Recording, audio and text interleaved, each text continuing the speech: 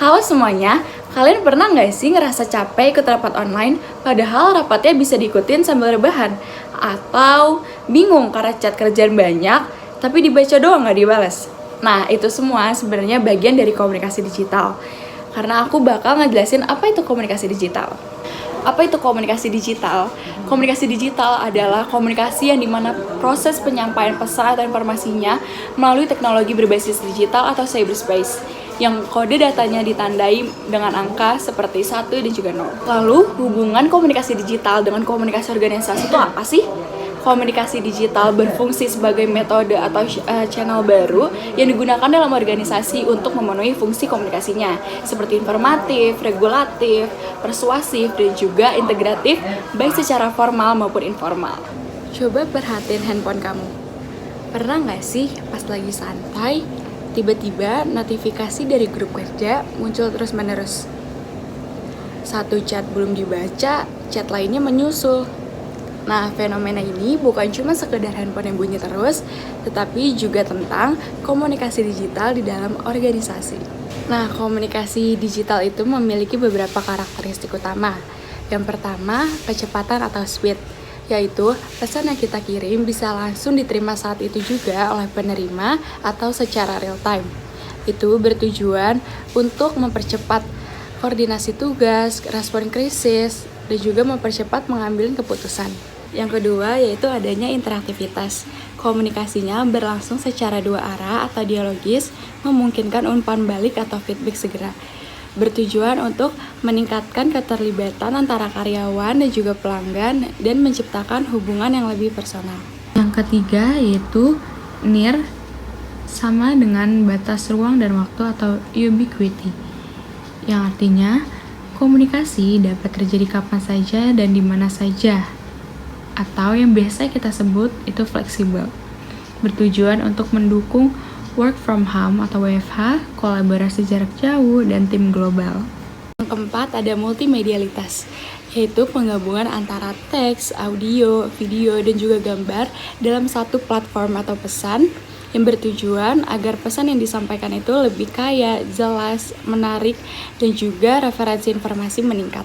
Yang terakhir itu visibilitas atau resistensi, di mana pesan digital dapat dilihat oleh khalayak luas, tetap tersimpan, dan juga dapat direview ulang.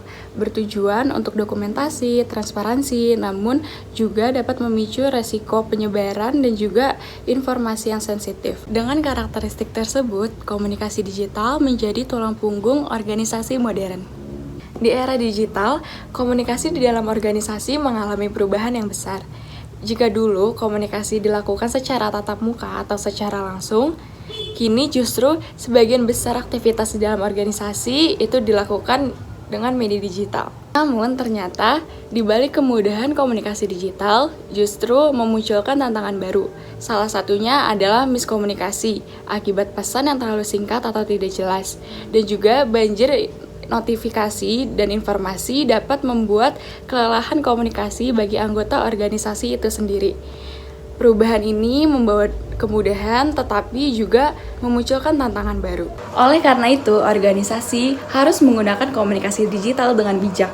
Pesan yang dikirim juga harus jelas, media yang digunakan juga harus sesuai dengan kebutuhan, dan etika komunikasi itu harus tetap dijaga walaupun di ruang digital. Komunikasi dapat berlangsung secara vertikal antara atasan dan bawahan, horizontal antar anggota tim, maupun diagonal yaitu lintas unit kerja. Nah, setelah kita membahas bagaimana cara komunikasi digital bekerja di dalam organisasi, kita juga perlu membahas etika dan literasi digital. Karena mau secepat apapun teknologinya, komunikasinya tetap melibatkan manusia. Dalam komunikasi digital, kejelasan pesan itu sangat penting. Pesan harus disampaikan dengan bahasa yang jelas, lugas, dan juga profesional. Selain isi pesan, kita juga perlu memperhatikan tone atau nada pesan, karena kita tidak dapat melihat wajah atau mendengar intonasi suara. Etika komunikasi digital juga mencangkup pengaturan waktu. Organisasi perlu menetapkan batasan mengenai kapan pesan dikirim dan seberapa cepat harus direspon. Tanpa aturan yang jelas, komunikasi digital bisa mengganggu keseimbangan antara kehidupan kerja dan pribadi.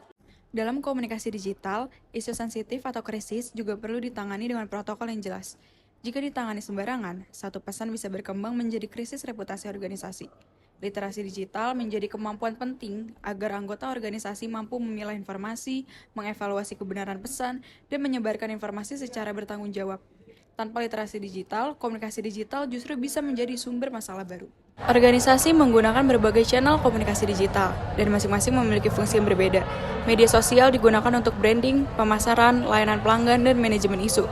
Satu postingan bisa membangun reputasi, tapi juga bisa menjatuhkan kalau salah komunikasi. Website dan blog berfungsi sebagai sumber informasi resmi yang dapat dikontrol oleh organisasi. Berbeda dengan media sosial yang cepat berubah, website bersifat lebih formal dan stabil. Email yang digunakan untuk komunikasi massal yang lebih terarah, seperti promosi, pembaruan produk, atau buletin internal. Email yang terlalu panjang biasanya langsung di-skip. Dalam organisasi, komunikasi digital memiliki peran besar untuk komunikasi internalnya. Tujuan utamanya adalah untuk meningkatkan koordinasi, lalu berbagi pengetahuan, meningkatkan moral kerja, dan juga untuk membangun budaya organisasi. Karena jika komunikasi internalnya berjalan dengan baik, maka timnya juga bisa dapat berjalan dengan terkoordinasi. Namun, jika kacau, satu pesan bisa membuat satu tim salah arah. Komunikasi digital dapat membuat kerja menjadi lebih cepat, fleksibel, dan juga efisien. Namun, di sisi lain, komunikasi digital juga menimbulkan misinformasi, kelelahan digital, dan juga batas antara ruang kerja dan ruang pribadi itu menjadi semakin kabur.